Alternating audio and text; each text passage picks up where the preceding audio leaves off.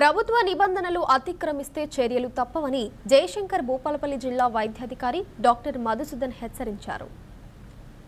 భూపాలపల్లి పట్టణంలోని ఓ ప్రైవేట్ హాస్పిటల్ను శుక్రవారం DMHO doctor Madhusudan ఆకస్మికంగా తనిఖీ చేశారు.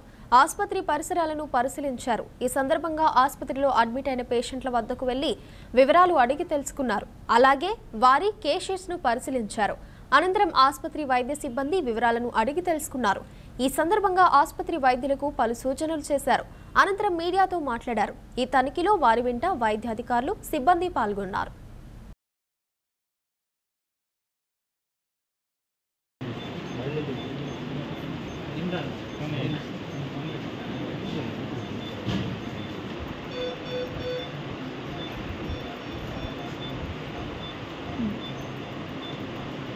పరిస్థితి ఏంటి అని అంటే అధికంగా బిల్లులు వసూలు చేయడం అనేటువంటి రేట్స్ డిస్ప్లే చేసి ఎక్స్ప్లెయిన్ చేయమని చెప్పాము.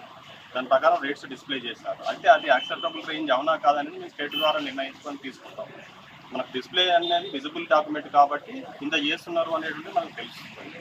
అదేవిధంగా వచ్చేవాళ్ళు పేద జనం కాబట్టి ఇన్సూరెన్స్ కవరేజ్ లేని వాళ్ళు కొంత ఇబ్బంది పడేటువంటి అవకాశం ఉంటుంది కాబట్టి వాళ్లకు కన్సిడర్ చేయమని చెప్పడం జరిగింది. తేడా వస్తే మాతో డిస్కస్ చేయమని చెప్పాము.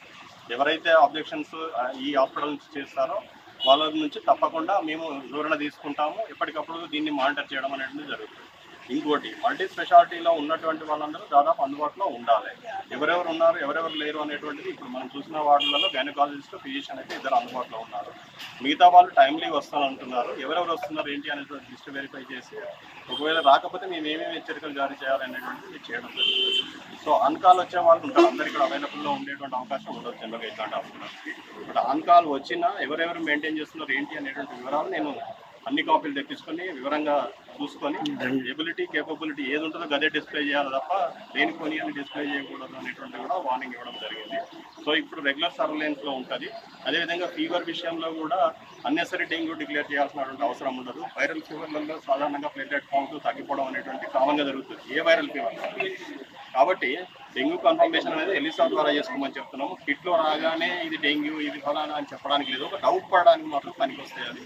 కాబట్టి క్లియర్గా బ్లడ్ పిక్చర్, అదేవిధంగా చేసిన టెస్టులు, తర్వాత ఎలిసా అంటే 1 డే పడుతుంది. ఆ 1 డే టెస్ట్ మన దగ్గర టీ హబ్లో అవైలబుల్లో ఉంది. వాడికి కూడా ప్రైవేట్ వాళ్ళని కూడా అలో చేస్తున్నాం, పంపించుకోండి అని.